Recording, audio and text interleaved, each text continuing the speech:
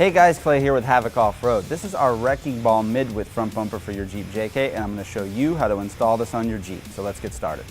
The first thing I want to point out is this logo backing plate. This is removable. That way you can paint this plate to match your Jeep or paint it to whatever color motif you've got going on, and it helps make your bumper a little more custom and stand out from the crowd.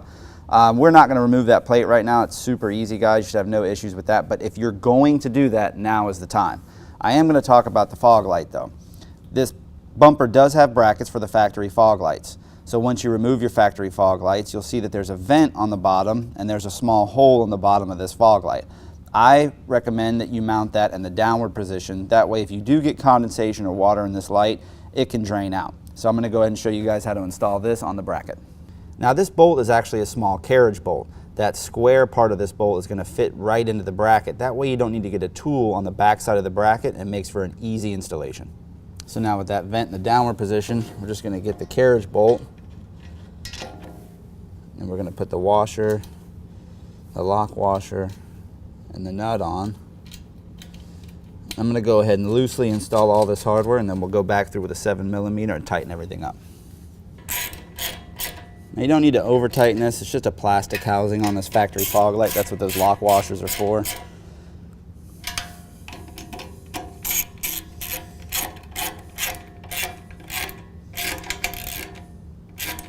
Now we're going to go ahead and repeat this process on the other fog light. So these 4 studs on the bumper are going to go right through the frame horn on your Jeep. Everything should line up for an easy install. This is definitely easier with a buddy, so I've got a friend of mine that's going to help me put this bumper onto the frame of our Jeep.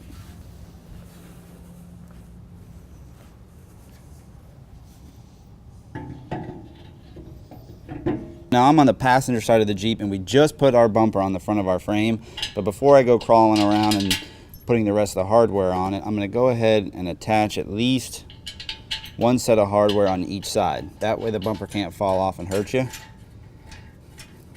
So now that I've got that on there, I'm going to go ahead and attach hardware to the upper frame horn and then on the inside as well. So now we're on the inside of the passenger side frame horn. We're just going to install the hardware the same way we did on the outside. It's going to be a washer, lock washer, and a nut.